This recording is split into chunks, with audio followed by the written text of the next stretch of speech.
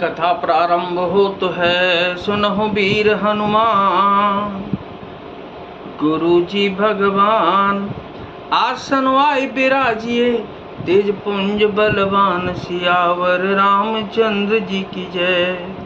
पवन सुत हनुमान जी की जय।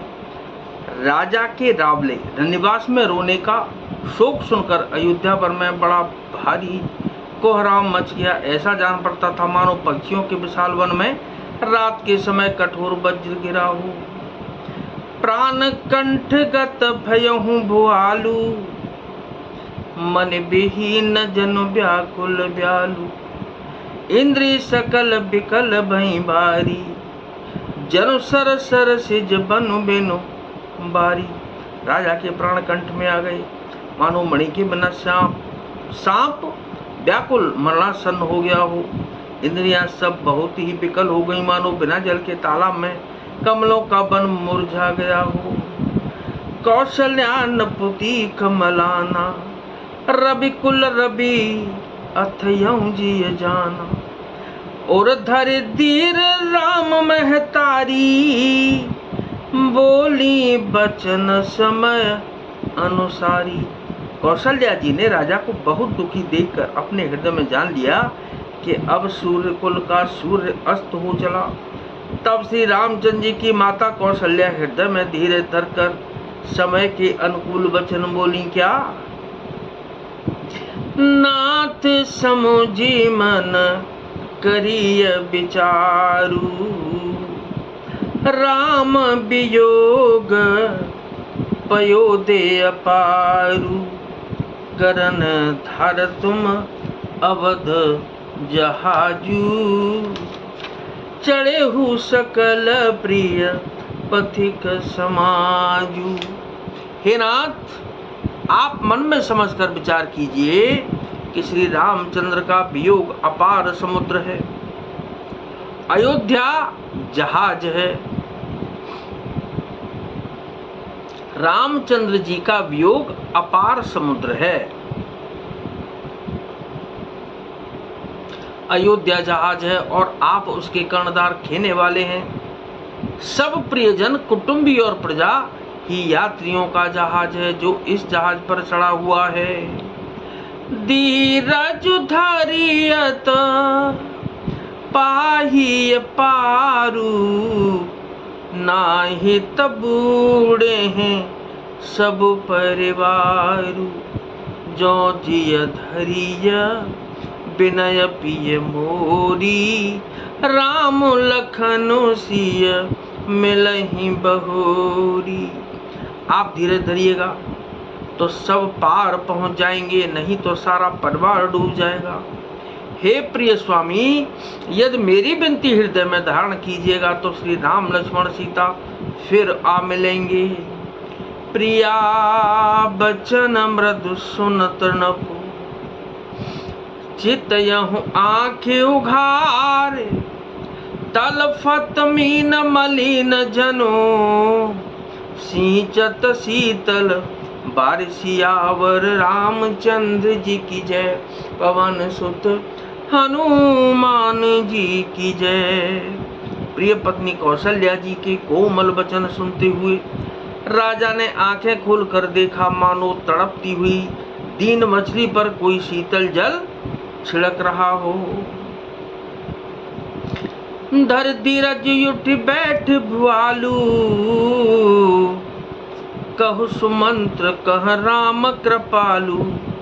कहाँ लखनु कह राम सनेही, कहाँ प्रिय पुत्र बधु वैदेही। धीरे धर कर राजा उठ बैठे और बोले, सुमंत्र कहो, कृपालु श्री रामचंद्र जी कहाँ हैं? लक्ष्मण कहाँ हैं? स्नेही राम कहाँ हैं? और मेरी प्यारी बहू जानकी कहाँ है? बिलपतराऊ बिकल बहु भांति रामा, रामा भय जुग सरिस सिराते न राती सिया रामा। तापस अंध साप सुध आई, कौशल्य सब कथा सुनाई। राजा व्याकुल होकर बहुत प्रकार से विलाप कर रहे हैं। वह रात युग के समान बड़ी हो गई, बीतती ही नहीं। राजा को अंधे तपस्वी श्रवण कुमार के पिता के शाप की याद आ गई।